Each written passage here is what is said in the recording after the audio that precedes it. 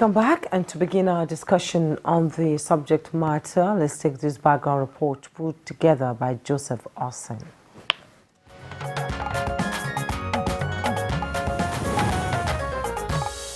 Quality medication is an integral part of healthcare system aiding treatment of ailments. However, assessing medicine to deal with communicable and non-communicable diseases in Nigeria has been a huge burden for the healthcare sector, considering the fact that most of the drugs being used in managing diseases come from abroad. Reports have it that 70% of the medicines used in Nigeria and other African countries are imported from China and India. In addition, Nigeria also relies heavily on other countries for active pharmaceutical ingredients, equipment, and resources needed for medicine manufacturing. Apart from the huge demand on foreign exchange, the country's agencies have continued to battle importation of fake, counterfeited, and substandard medicines finding way into the country's supply chain. To check this and improve medicine security in Nigeria, many have called on the local manufacturing industries to step up production to meet the needs of the country under stringent monitoring and regulations. Though Nigeria is endowed with thousands of medicinal plants to be turned into potential drugs for management of diseases, the nation is yet to fully take advantage of that to encourage medicine security. Experts believe boosting local production of medicine can contribute greatly to the country's GDP, improve accessibility to drugs, and in general, impact on well-being of the population. But do the country really have the capacity to produce and maintain international standard? If it does, what are the challenges and what can be done to address them to ensure medicine security? These questions will be engaging our guests on Good Morning Nigeria, who will provide answers.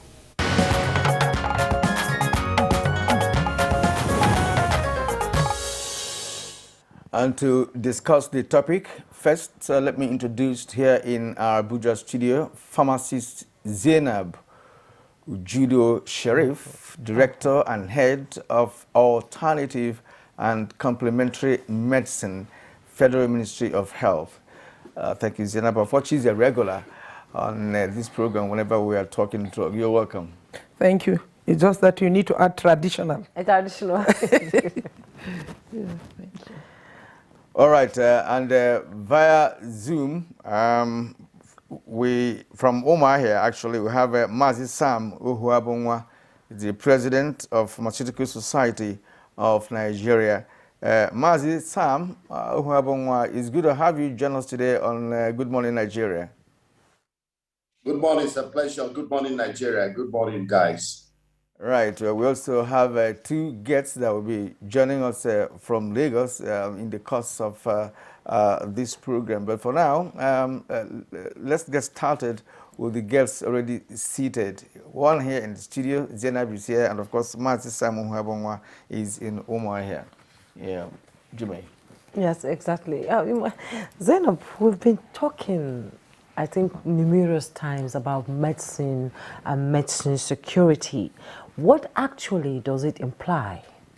Yeah, thank you. That's $1 million question. But for the purpose of clear understanding of our viewers, let's begin by defining what are medicines. One, we want to understand simply from what you have shown in the introductory aspect. Medicines are chemical substances produced to use either prevention, mitigation, or treatment and diagnosis of ailments, both either in man or animals.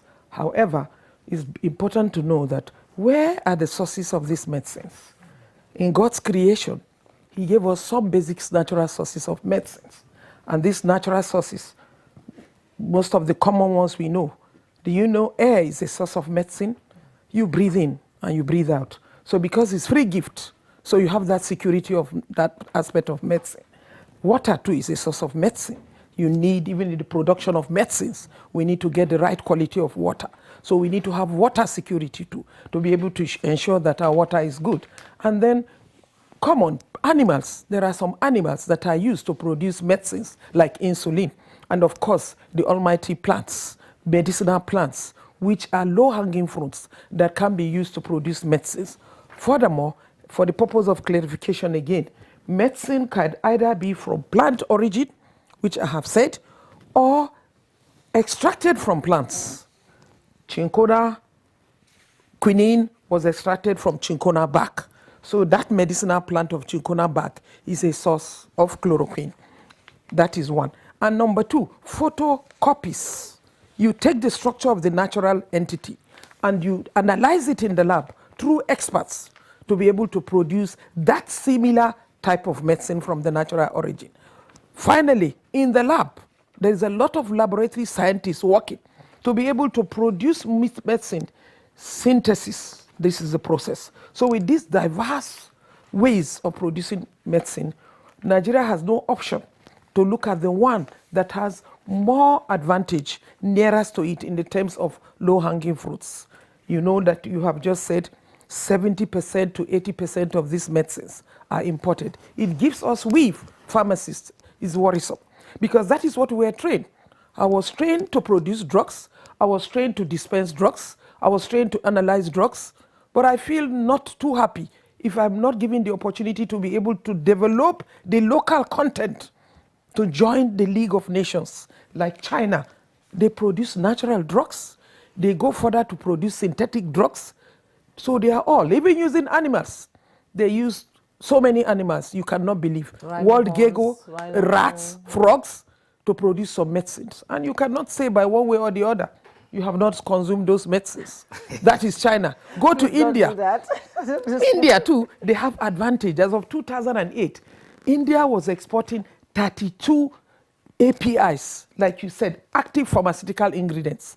And it was generating $2 billion then locally from sales of its own synthetic drugs. So where are we? I think there's a need for that. And I'm glad that the experts are there. We have the researchers, which will be able to analyze. We have our president, who is being a manufacturer himself. So we will, I think there will be a comprehensive information at the end of the, and we pray that the next level, because we have said, we have come here so many times, but I will appreciate that with this pandemic of COVID-19, we have no option, and government has taken positive steps. Maybe in the course of this discussion, I will enumerate those ones. All right, you've just given us clearly, you know, what it means to have medicine security in a nation. We've just been informed that our other guests in Lagos are seated at the moment. And first, let's introduce Dr. Obi Adigwe.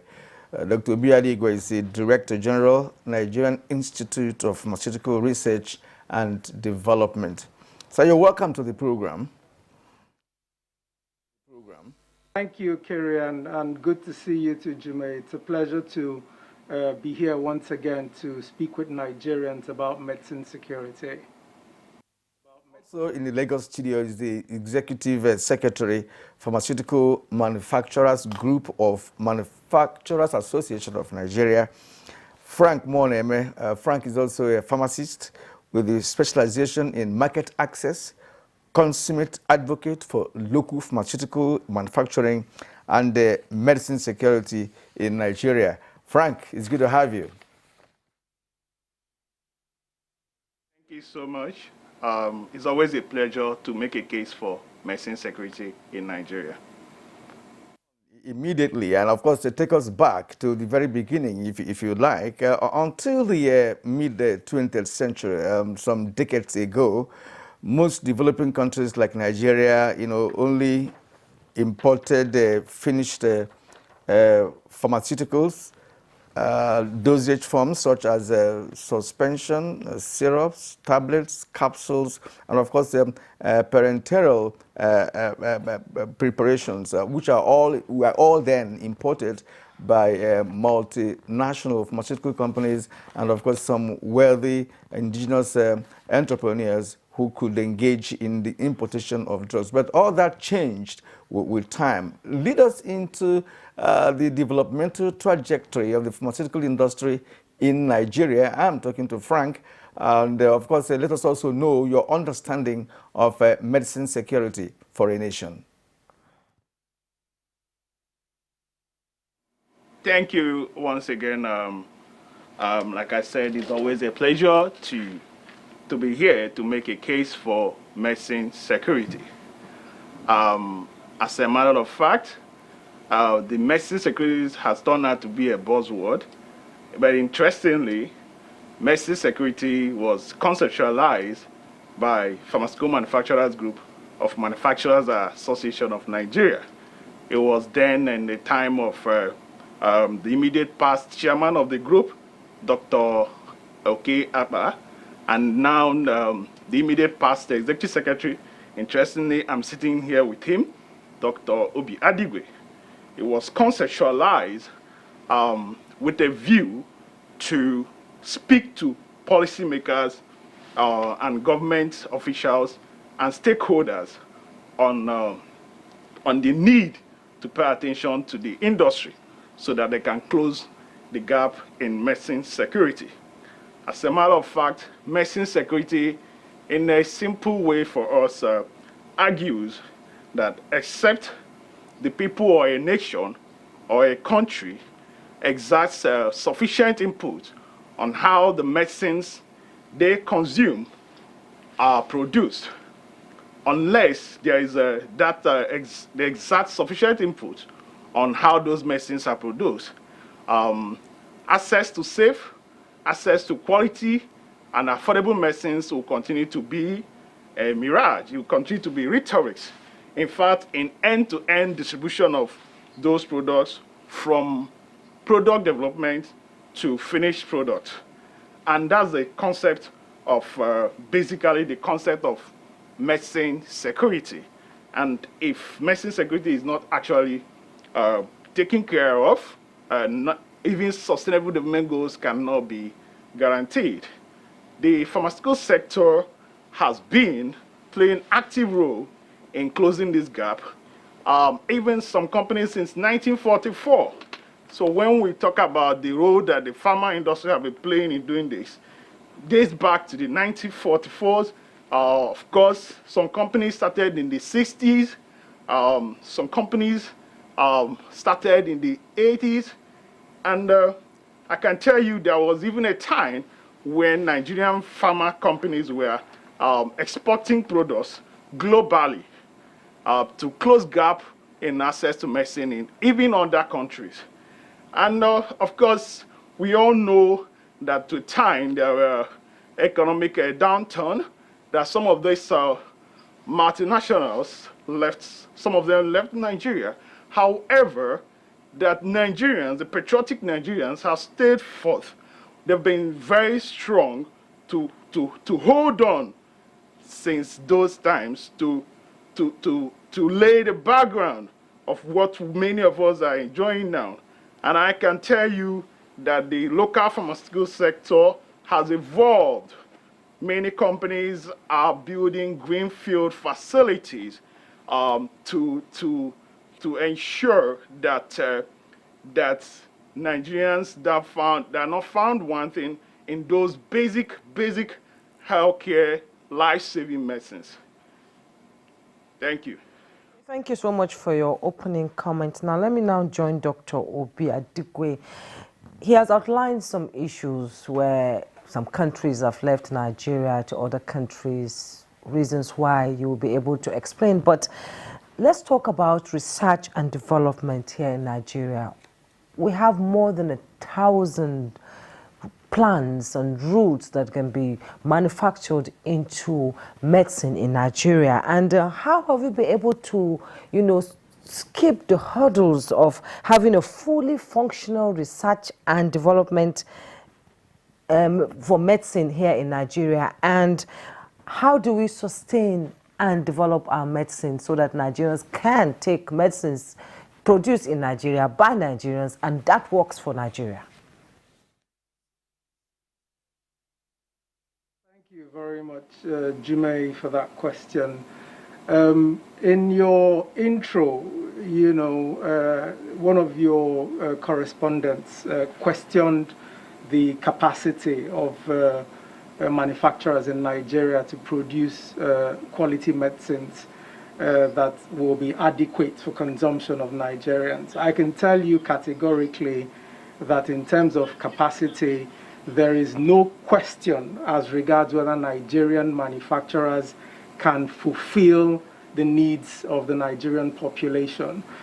Frank, the executive secretary of PMG-MAN, let the cat out of the bag when he mentioned that prior to my appointment as DG NIPRID, I was actually wearing the cap that he's wearing currently. And in that role, I traveled across various factories all over Africa, in Asia, in Europe. And I can tell you categorically that what we have in Nigeria, nobody else has the kind of potential that we do in this part of the world. 4 years ago, more than 4 years ago, I gave a press conference specifically to The Guardian on the 30th of April 2017. And I said that production of medicines to address local diseases is the ultimate aim of any nation with robust strategies to address healthcare challenges.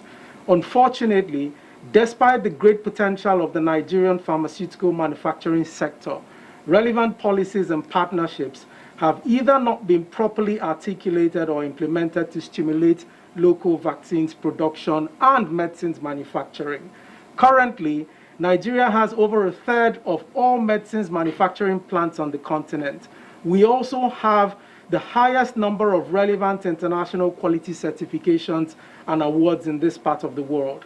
These are significant resources that can be leveraged within the right policy framework to expedite local vaccines production, not just for the nation, but for the entire continent. I made this statement close to half a decade ago, but the points I put out are valid even today. And you don't need to take my word for it. Google Dr. Obi Adigwe and medicines manufacturing. You see it there on the internet. Now, coming down to your question, Jume, it hurts me when people question the kind of capacity we have as researchers and scientists here. The institute which I lead, the National Institute for Pharmaceutical Research and Development, is peopled with world-class scientists. And over again, we've demonstrated it. We're the first agency of our kind to gain both the ISO 9001 and ISO 17025, which means that our analysis, our activities are world recognized. We're the first agency to develop a phytomedicine for sickle cell anemia. That particular phytomedicine is in use in 44 countries. Even during COVID, we're the first agency that undertook the analysis of the product from Madagascar and published our results.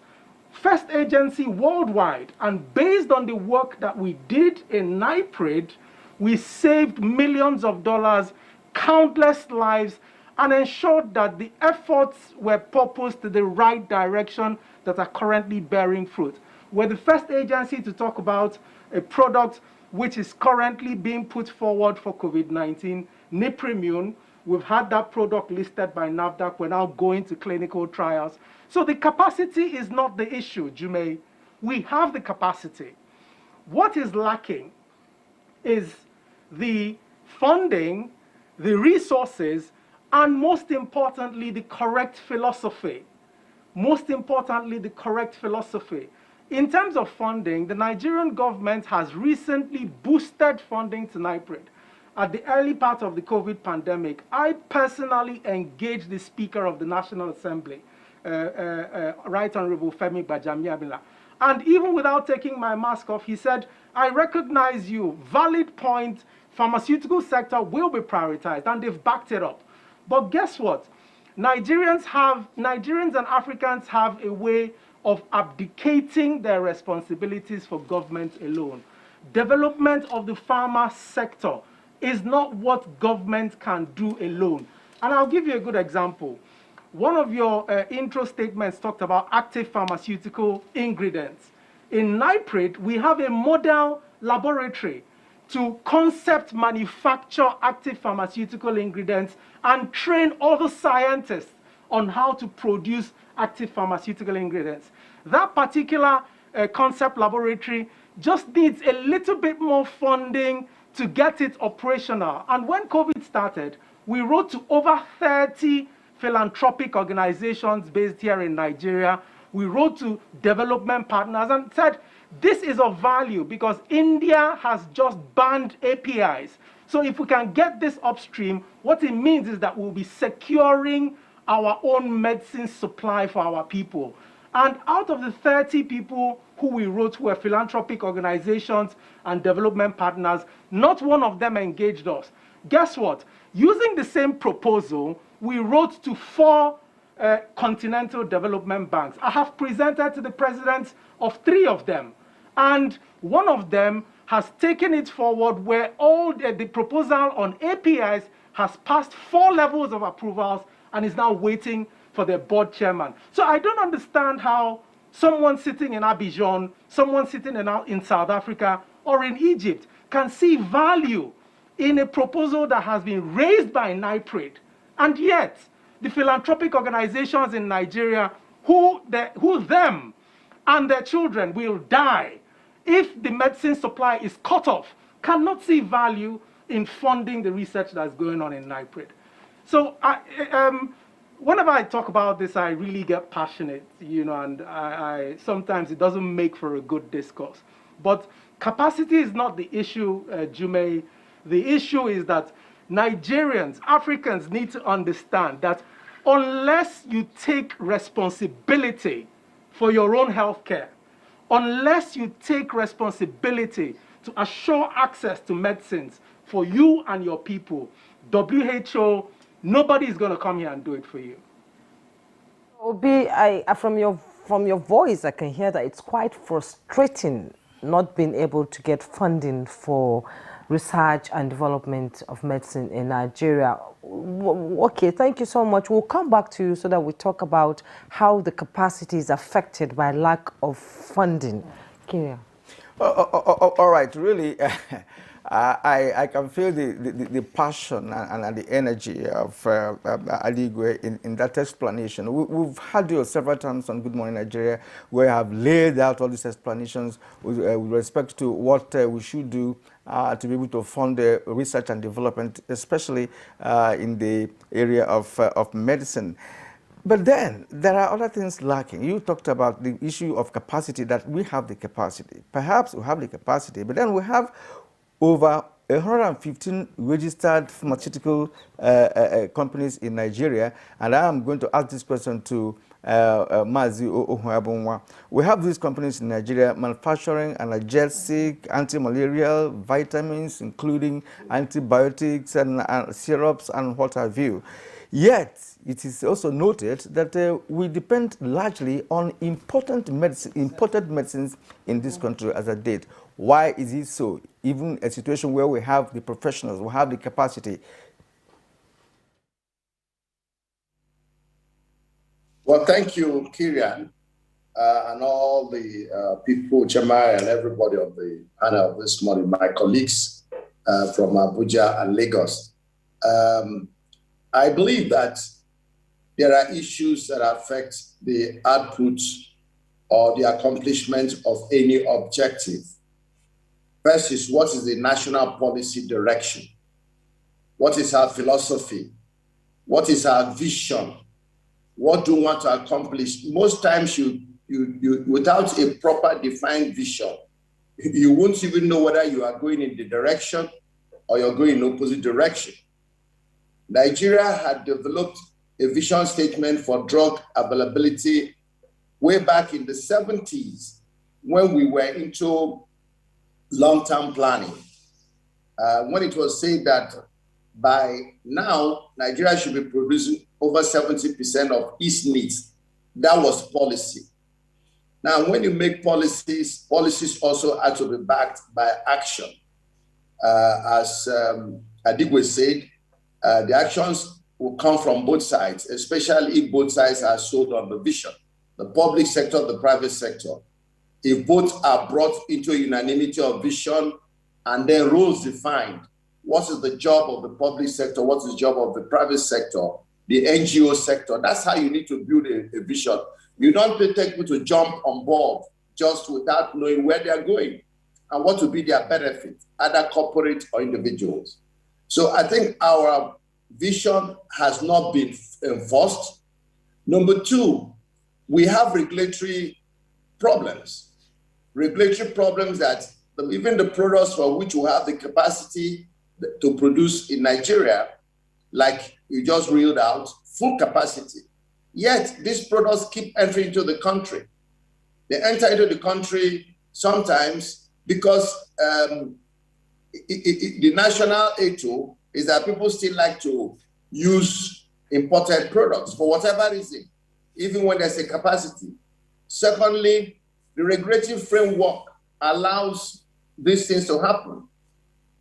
Most of our ports until recently were not manned by NAFDAC, and so things that shouldn't come in came in.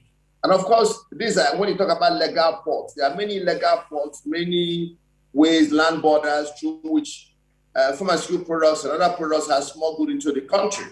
So that is depressing local production, because everybody will tell you it's cheaper to import from China, it's cheaper to import from India. Yes, because those countries do not have the same challenges that manufacturers have here. In India, in China, electric energy is taken for granted. That is always available. Other infrastructure are taken for granted. Then above all, they are manufacturing large volumes. They are manufacturing for export. In fact, in some of the countries, their exports are subsidized so that the products become cheaper in the international market.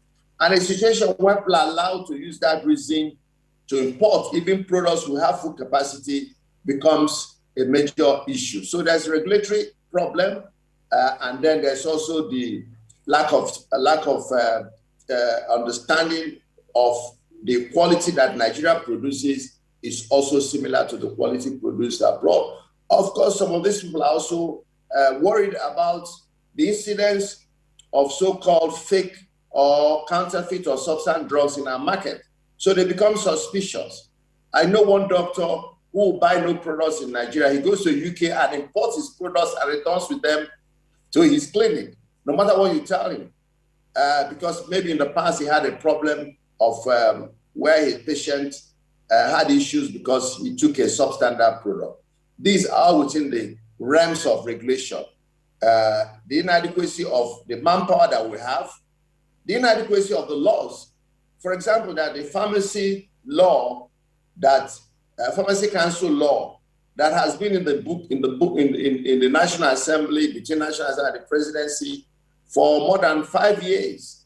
These laws are supposed to strengthen regulatory power of the Pharmacists Council, so as to complement what NAFDAC is doing. So regulatory issues, policy, enforcement of regulation and enforcement of policy and vision. Then we also have the issue of prioritization. I mean, government talks about supporting made in Nigeria or buy made in Nigeria products. I remember in 2014 or 20, I had to fight a battle between one government agency and another in an effort to ask them to take products made in Nigeria, because they're used to buying products through global sources. And we said, this money you're about to spend is Nigerian money. You cannot go and put it into global sourcing. You use it for locally manufactured products. They had to ask me to sign that I can guarantee the quality. I said, if NAFDAC has guaranteed the quality is guaranteed. So I had to sign before that agency was able to buy locally products. So our national ethos, our national philosophy, our taste for imported goods and regulatory issues are some of the things that are affecting the level of production or contribution of locally manufactured products to national medicine security. Sam Ohuabonwa, well spoken. You are the president of Pharmaceutical Association of Nigeria. When it comes to the importation of drugs from outside Nigeria, it is your members, perhaps, that have the license and, of course, the know-how to import some of these drugs. Of course, we also know that some of your members who are into production also engage in buying essential ingredients from outside Nigeria and come back here to do repackaging and, of course, selling. And some drugs to find in the market, you say made in India, but marketed by so pharmaceutical company in Nigeria. Why is that? Or is there no regulatory enforcement that you could do as a president of Pharmaceutical Association of Nigeria? You see, the country is bound by certain international rules. There's the WTO, GATT, WTO trade policies that minimize the ability of a country to close its borders to other products. But NAFDAC has already limited some products not to be produced, not to be imported. But that's what I'm saying, those limits are not working because the people are still bringing them in. And I am not going to absolve pharmacists from that completely. But you find that those who are bringing these drugs without passing through the normal borders are not pharmacists. They're not pharmacists because most of the pharmacies will be obeying the law. They are subject to laws that are implemented by NAFDAC and disciplinary action by PCN and PSN. So if we find in cases, I mean, there was a recent case where NAFDAC had an issue with a pharmacist, we disciplined that pharmacist ourselves. But those who are not pharmacists, and there are many of those people who are just trading, they are traders. It is regulation that is supposed to protect from customs to immigration and over the supervision of NAFDAC, where NAFDAC has access. Until recently, as I said, NAFDAC was removed from the ports, and therefore anything happened. Secondly, I also believe that there has to be a stricter enforcement of the rule. There's a rule which NAFDAC has put that if you import a product twice and you have 10 years of opportunity to import the products, you should consider local production. Either you produce locally or by yourself, or you can contract some local manufacturers that have the capacity, and many manufacturers have that capacity to produce those many essential medicines. We do anti-malarials, analgesics, vitamins, and such products that they use every day. Nigerian companies have the capacity, but there's a regulatory issue, there's an enforcement issue. So those products you see made in India, distributed, they're allowed by NAFDAC either because the local capacity assumed is not fully developed, or the global trading laws prohibits us. Then lastly, there have been issues of using tariff mechanism as a way of discouraging importation. Again, this will work if people import their products through normal restricted borders. For example, importation of pharmaceuticals is restricted to one port, but you can find these products going through other ports legally and illegally. So I think enforcement is critical, both from the point of NAFDAC insisting that if you've imported a product that has local availability or local capacity, after 10 years, produce locally or stop importing. That's another regulation which was not being implemented, but the DG of NAFDAC is now trying to restart it. And if that is done, it will help to reduce this penchant of everybody going to India or going to China to bring low-priced products. And then they tell us that Nigerian products are expensive. Of course, Nigerian products sometimes are not competitive because of these things we spoke about. Energy, infrastructure deficit, multiple taxation, provision of everything for yourself, including road and security. So I'm hoping that if enforcement improves, regulation improves, then we will have a better situation where we can then meet local needs of those products who have the capacity. As Adigwe said, we have large capacities, idle capacities in these areas. We may not have enough parenteral capacity for producing IVs. We may not have enough capacity for producing vaccines, but we have capacity for virtually, I mean, we've been manufacturing in Nigeria for more than 60 years. And therefore, by now, we ought to have gotten to the level which the framers of our policy saw in the 70s and knew that by 1990, year 2000, we should have reached this area of capacity utilization and increased local production. Sam, thank you so much for outlining so many points there. Pharmacist Zainab has talked about enforcement of regulation, national policy direction, implementation. Yeah. All this boils down to hindrance in medicine security in Nigeria. You were listening to him. You are in the thick of things, being in the Ministry of Health and all that. Yes. So what is happening? I listened attentively, but let me start by saying that we all know that medicine is a good business. It's a multi-million-dollar business. But however, it is not all tied up all the way through. We must look at what has government done. What has it done, the little it has done, or what has it done to be able to protect what we have said in terms of medicine security. The establishment of, in 1989, of the Essential Medicine List is a document which is commonly used. The purpose of that document, Essential Medicine List, any essential medicine is a medicine that meets the needs of majority of the populace of Nigerians. And that means for it to be qualified as a essential medicine list, it needs to be affordable, available, qualitative. And that leads to the proliferation of pharmaceutical industries. Because basically, these essential medicines were now termed generic medicines in the sense that you can produce these essential medicines. So most pharmaceutical medicine companies were able to go into production of this basic essential medicine. So that document, which has been reviewed, the Essential Medicine List, is now, we are even undergoing the 8th revision, the 8th edition of it. So that has made it easy for manufacturers to be able to bring in at least the essential medicine, which are mandated then and are still being used in all health institutions. Public health institutions, when you go, they give you all those essential medicines. This is due to the policy of government, and it was able to meet at least the desired needs of our people.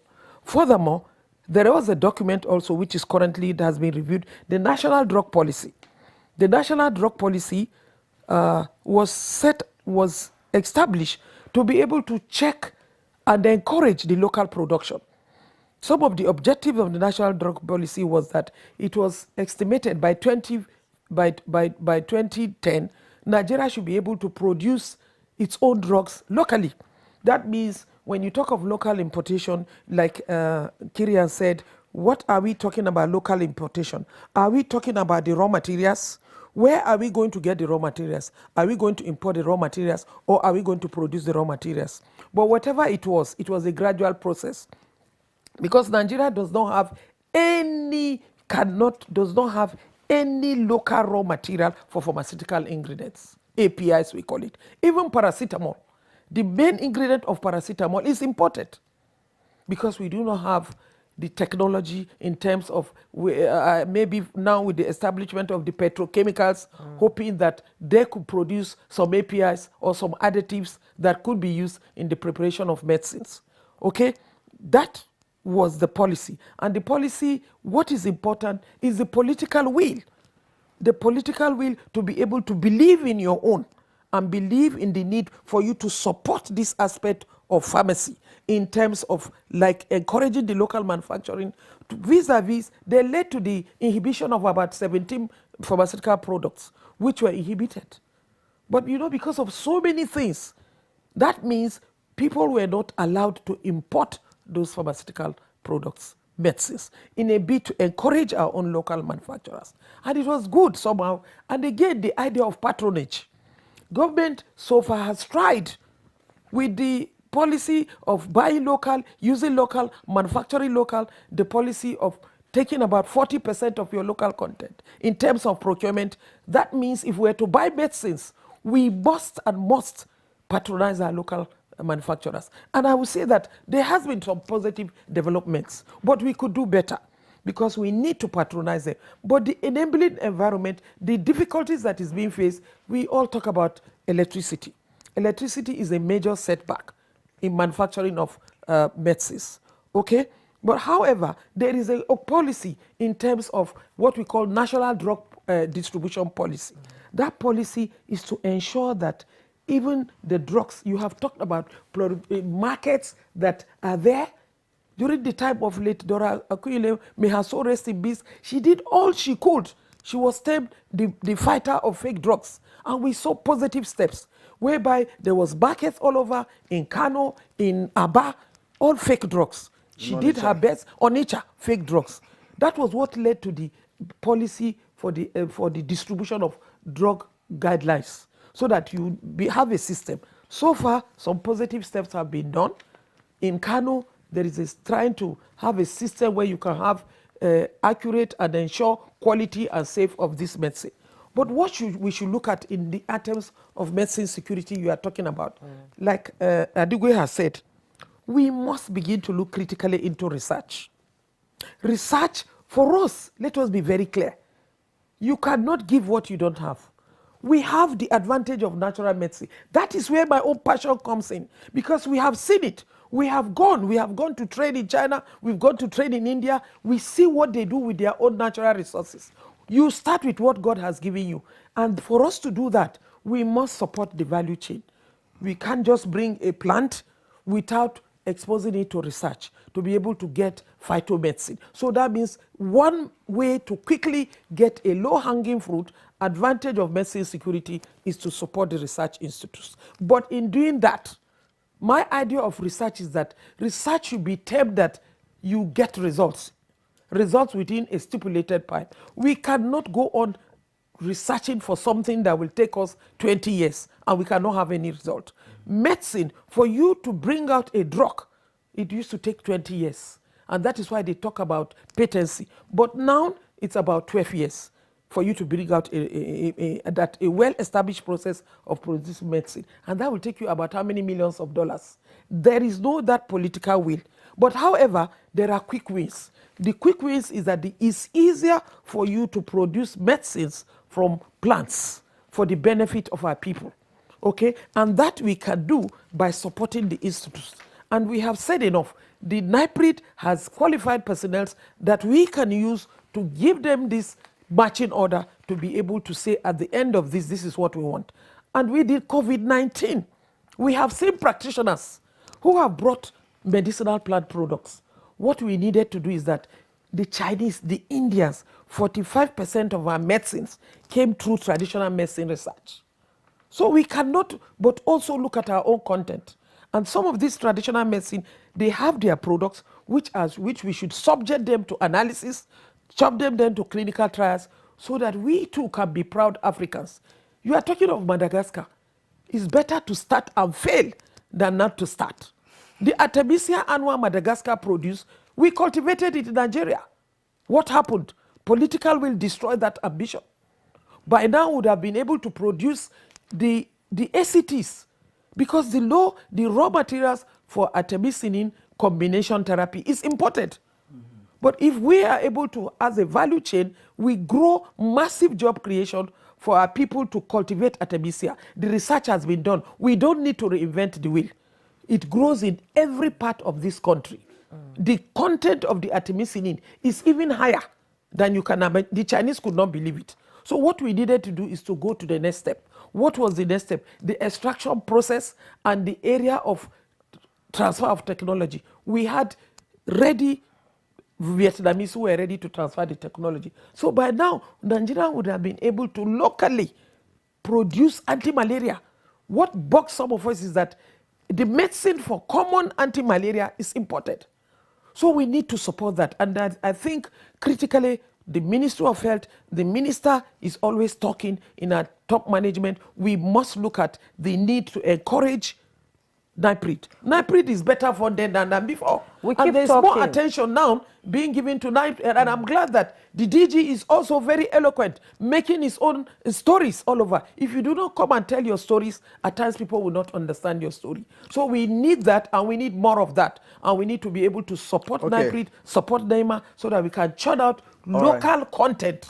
All right. Thank you very much indeed. And let's return to Lagos, where we still have Frank Moneme. Frank, you listened to Mazi Uhuabongwa raising some very critical points with respect to regulatory and implementation lapses that are working against the medicine security in Nigeria. And Hajia here has also raised a number of issues concerning local content and local initiative.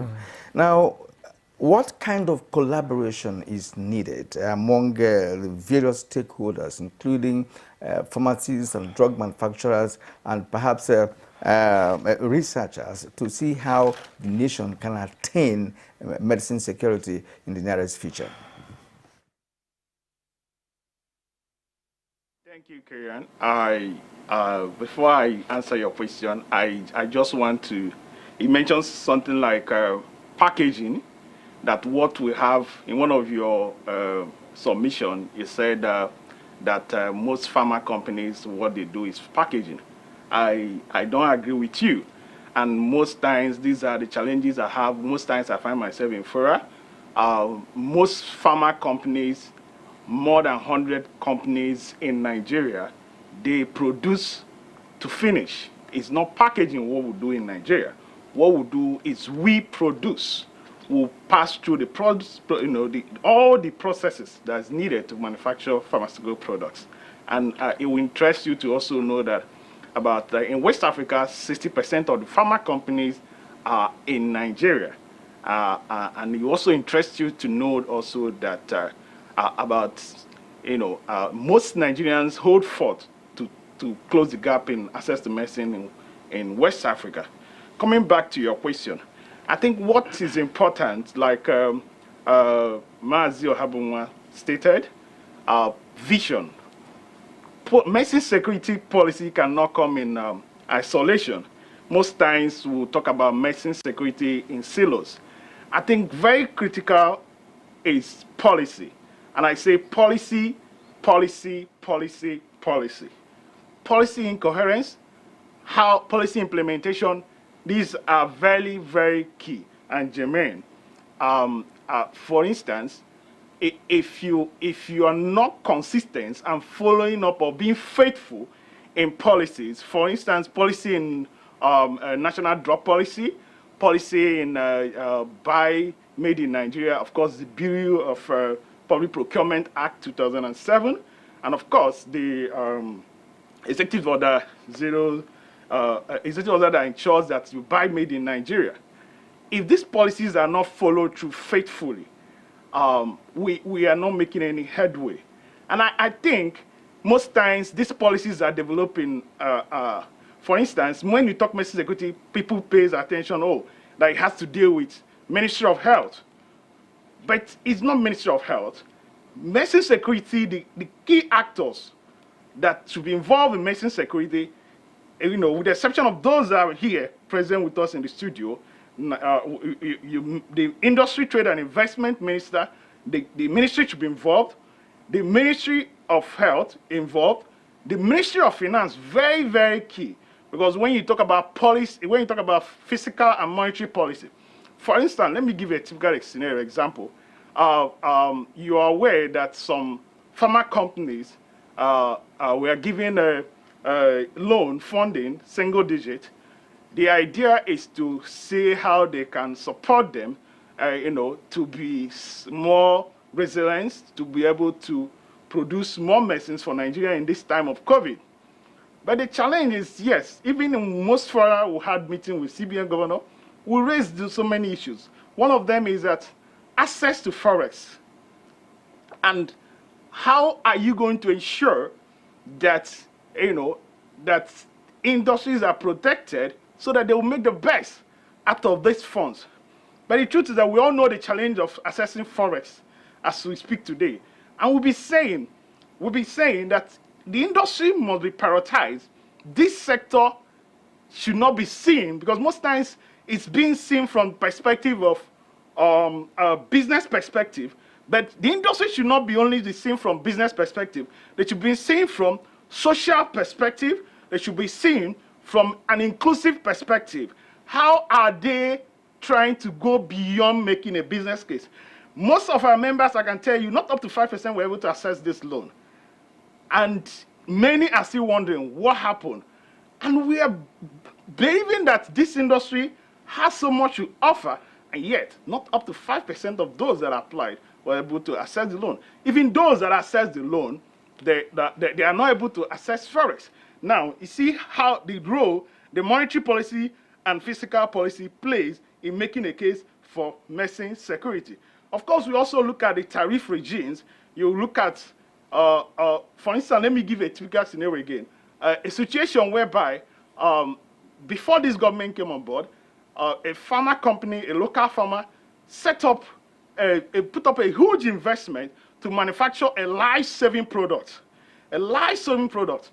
The government of Nigeria, our government, celebrated this industry for this innovative idea they've taken part on. And guess what? Barely 3 months after putting up this huge investment, the same government gave approval for such products that we celebrated to be administrative approval to be imported into Nigerian space. And on this blackmail that's always come up from those that import medicines to Nigeria, oh, we don't have capacity, oh, we don't have this. And that is how that company went under, not being able to deliver on these innovative products that we so much celebrated. And that is some of those policies. So it has so much to do with everything, the finance, the regulatory, the research, in fact, I'm also looking at also the foreign affairs and all to be inclusive. Because if you do this policy, if you're looking at medicine security from health perspective alone, you're not going to get it. Most times in a fora, I see people asking, what percentage of GDP is the industry contributing to the economy? That is the reason why they should prioritize the sector. And I say, no, if you can tell me the level of GDP that the Nigerian armed forces are contributing to secure Nigeria, then we'll be on the same page to have this conversation. Because you need to start looking beyond just making a business case. We all are aware the challenge we're having on vaccine nationalization, vaccine inequity. I'm just imagining if those countries did not put up investment policies, off-taker to those companies that are manufacturing, then by today, I guess most of us will continue to suffer from COVID-19. But because some people prioritize and see that there's need to support the industry even when they are producing, even they are manufacturing, and that helps to build capacity of the industry. And I can imagine if that company was supported, the company that provides life-saving products, if they were supported by the year 2021, I want to believe that they must have gone into another innovation. But when the technologies are not encouraged, innovations are not encouraged, everybody wants to be an importer because, like Mazo Habonwa said, is a cheap route. Why will I go into investing huge amount of money into an industry when I am sure that the outcome is not going to be that positive? Why not go the easier route? And I can tell you, the local farmer, not just that we are closing the gap in access to medicine, we are also creating jobs. An average importer employs, few managers to manage all his distribution network. But a pharma manufacturing company sets up a facility, billions of naira worth of investment, and I can tell you, some of them call, some of the company owners will call you and say, Frank, what am I going to do with this investment I put up in Nigeria? Is it a mistake I made? Is it a mistake? Because they can see that you put up so much investment, but your returns on investment are not coming. Why can't the person walk the other way and be an importer? But I always tell them, you are a patriot. You are a patriot. And I always see the manufacturers, any pharmaceutical manufacturer in Nigeria, is not just ordinary. They should be treated as patriots, because I don't see the reason why I should be producing in Nigeria when I don't see why I should not go the other way, because it makes more business case for me. But because they believe so much in Nigeria and they put their funds in Nigeria, they hire more people in Nigeria. Guess what? When you produce, you're building more capacity. I can imagine if the tempo, was sustained by supporting the industry when people buy from made in Nigeria, when government follow faithfully the policy of national drug policy to buy from made in Nigeria, and not just that, when you buy from Nigeria, you buy from these industries, you pay timely, because these are some of the challenges. Mr. Frank, thank you so much there. And let's join Dr. Obi Adigwe. They talked about policy, framework, regulatory, and capacity. Let's talk about capacity, which you mentioned earlier with, you saying that things are not working the way it should, getting funding, technology, innovation. If capacity is not well maintained, what happens to our medicine security in Nigeria? These young scientists coming up, if they get better offers to leave this country, what happens to our capacity to produce medicine? Dr. Sam Adigwe. Dr. Obi Adigwe, please. Yeah, thank you, Jume. That's a really, really good question, Jume. When I was appointed Director General of NIPRID, one of the first things I did was to hold a staff forum where I spoke to all my staff. Like I mentioned earlier, you cannot get a higher qualified set of people in the entire pharma value chain than we have at NIPRID. I have world-class scientists, about 8 or 9 professors, somewhere around 70 masters and PhDs, all aggregated at the various different areas where pharmaceutical development are situated. And in that meeting, I told them categorically that my number one priority will be staff welfare. And I am really, really grateful to my principals for having supported NIPRID so far. I had mentioned the work that we did with Speaker Gbajabiamila. We're very close with Chair Sununu and Chair Oloriegbe.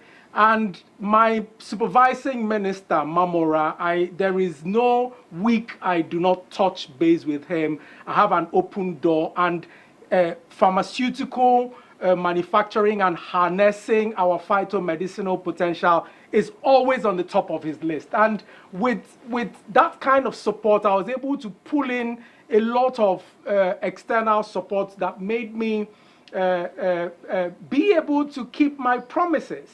And so within the 2.5 years I've been Director General of NIPRID, from a less than 6% of my staff who had access to official IT devices, as I speak to you, 100% of all confirmed NIPRID staff have been supplied an official IT device to support their work. I spoke to my friend who was at that time the High Commissioner to India, and he gave me 10 slots to train my staff in India at no charge to NIPRID. Consequently, things like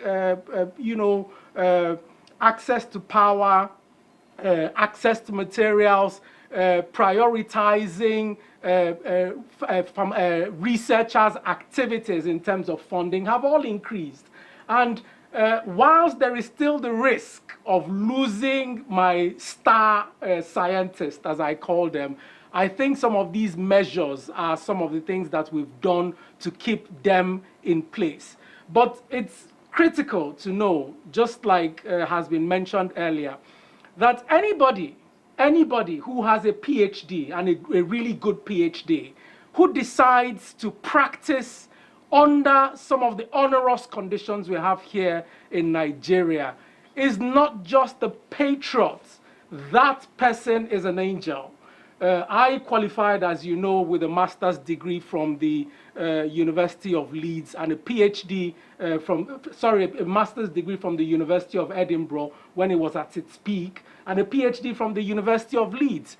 And based on my passion for this country, just like my father before me, who was sponsored by the British to do his PhD at Swansea, I came back to Nigeria to contribute.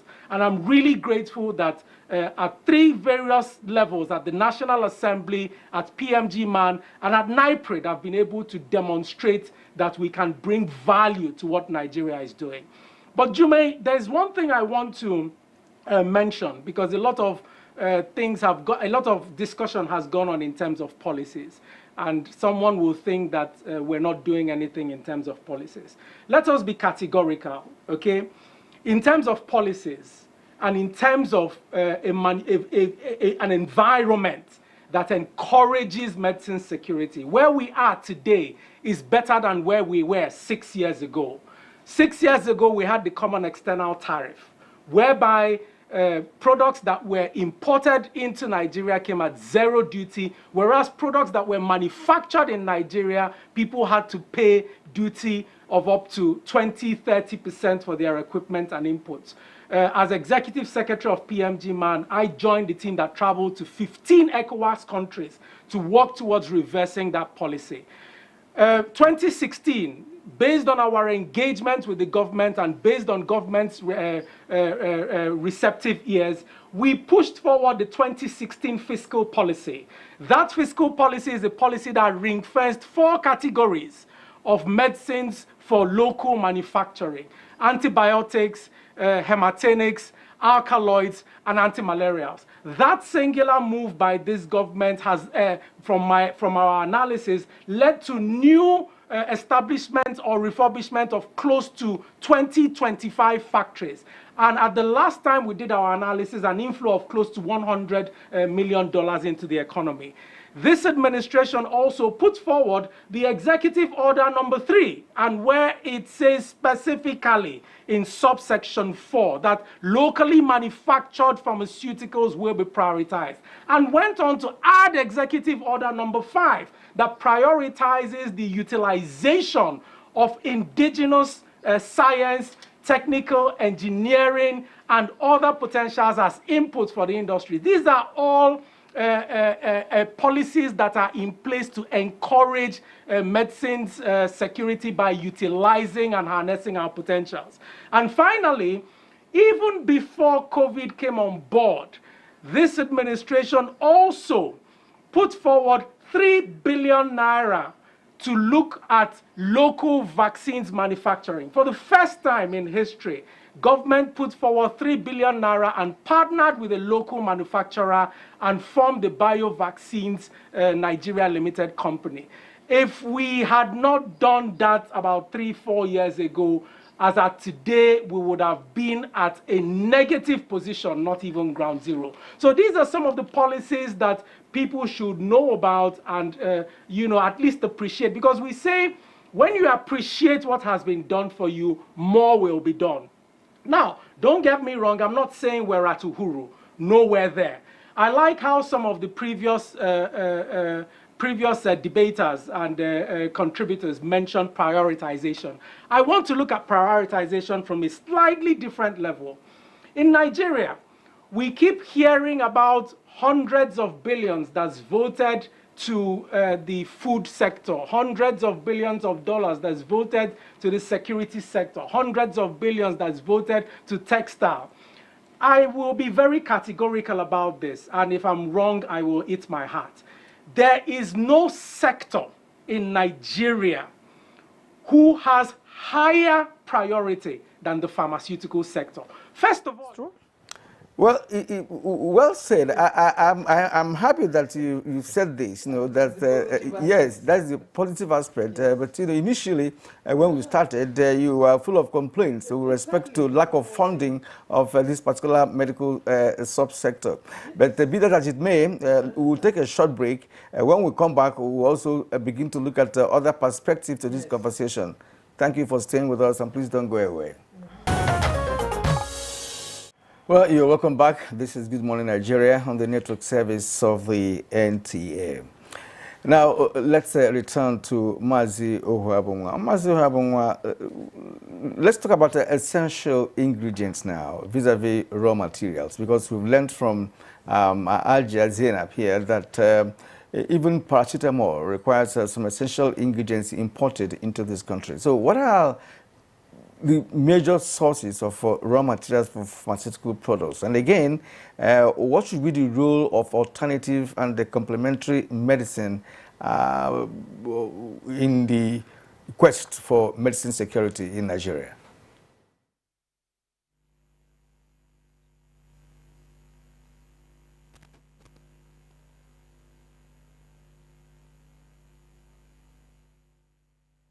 Okay, sorry, I said Kiran, thank you so much. Thank you for the opportunity to, make some input in this area. Of course, we have two sources of raw materials for manufacturing. One is local, one is foreign. And even within that, we have two categories. You have the active pharmaceutical ingredients and you have the non-active. I believe that given our level of technology today and the fact that we do not follow through with a very, very, very well done local production plan that I said was done in the 70s, that envisaged by now the petrochemical industry, chemical industry in Nigeria would have gone into the aromatic phase that we're going to produce pharmaceutical raw materials, haven't passed the first and second phases. But we didn't move with that. I think first because of policy inconsistency, second, economic degeneration, both globally and locally. So we left the investment in that area and focused mostly on nitrogen, urea, and maybe some raw materials that have been used for making plastics. We haven't focused on the halogenation and the aromatic phase. So for now, our ability to produce active pharmaceutical ingredient in the country is low, if not fairly non-existent. So we have to import those pharmaceutical raw materials. But for the what you call excipients, additives, and those things that are used to bulk pharmaceutical products, we have the capacity. And that is where I think is the primary area of focus of NIPRID and the local research institutes and universities. From our local, take for example, pharmaceutical grade starch. Those things should never be imported anymore. So those things can be made locally. There are many things, flavorants, colorants, additives, bulking agents, and such excipients. Nigeria must focus. One of the things that I have said that is delaying our progress is the inability to set up targets, work to achieve them, enforce them. I have proposed that NIPRID, for example, should be funded and given specific period and say between now and the next 2 years, between next 5 years, these items we're importing should no longer be imported because we have the substrate, we have the starting blocks with which we can make those excipients. It's a matter of appropriate focus and the right incentives. Certain things can be done by government, certain can be done by private sector. But private sector needs invest in its incentive to be able to bring this money. But the state can invest on projects that have long-term and multiply effect in an industry. Supply of raw materials is fundamental. If we're talking about improving or increasing local pharmaceutical output, raw materials become important. why don't we start from the lower-hanging fruits? How we can then get the excipients where we're attracting a private sector to invest in API production. Perhaps the kind of funding that CBN has begun to give may be one way of getting some companies to invest in APIs. And then talking about local raw material production, and even APIs can also be developed from our area of comparative advantage, which is phytomedicines, which is traditional and alternative sources of medicine in Nigeria. We have our flora and fauna very well endowed with pharmaceutical active ingredients, but because they're the natural sources, we probably don't have the capacity to appropriately isolate them and use them in drug production. We can at least use them in a more refined method, which is what the Ministry of Health, my sister Zainab, is promoting. How can we get traditional and alternative medicine as sources of providing medicines in natural setting for our people, and also become an opportunity to go further and identify and isolate some of those actives which you can now go through escalation in a bigger factory to produce them either as naturally occurring resources or look at their structure and synthesize them into easily available moieties. This is what we need to do. So I'm recommending my guys that first, government policy that it has made should be enforced. If government policy is not enforced, private sector will take the least line of resistance, which is to import anything importable. And if you give the private sector opportunity to import water, they will import water. That's the way it happens all over the world. So government must say. Okay, thank you so much, Maji, Sam. We're running out of time. We need to come back to the studio. Hajia Zainab, how do we change the narrative here and begin to walk the talk instead of talking and not walking it? I think, like you have said, not has been said, we need to act, we need to go into practical action. And then using the practical action, we need to look at experts who can promote practicality. E.g., let me give you an example. The Minister of State has set up a committee of experts to look into some of these medicinal plants in a bid to be able to bring in more products from that. So that is something practical, and that committee meets quarterly. So we are even going to meet next month. That is a practical action. And number two, the proposal is one of the practical action is to ensure the passage of the Traditional Medicine Council bill. That bill will be able to regulate the practice of the quacks and also ensure that there is well training deserved. You may wish to know that there are over 48 universities of traditional medicine in China. 48, we don't have any. So the ability to set up an institute of TCAM is on the way. These are practical measures. And then more importantly, like he has said, there is a good collaboration. There should be more synergy between the local manufacturers, PMG-MAN, and the relevant agencies. There should be a forum where there can be need to harness all the potentials and look at all these challenges. These are practical steps. And more further, with the coming of COVID-19 pandemic, you can see that the government is forcing itself to look at the local content. There's an attempt now to set up not only to promote, like he said, the bio-vaccine unit in Lagos is being looked at to be supported. And there's another attempt to establish another vaccine facility in the north. So all these things, they may be slow, but it's a gradual attempt. And we pray that just like you can see that the present administration is really focusing on infrastructural development. We are seeing the rails, we are seeing the roads. So in medicine, we are gradually seeing the practitioners, some of them are beginning to be recognized. We are training them, and research institute like NIPRID has said, it's been supported. And we hope there will be a better synergy so that Nigeria too can promote its own local content. If we don't do that, we'll never grow. These are just a few things I want to say. All right, thank you. Let's return to Lagos, where we have Frank and, of course, Dr. B. Adigwe. Both of you would like to take your closing thoughts very, very briefly. But if you like, why don't you dwell on the issue of complementary medical alternative that we could apply? Of course, we've spoken much about the orthodox method.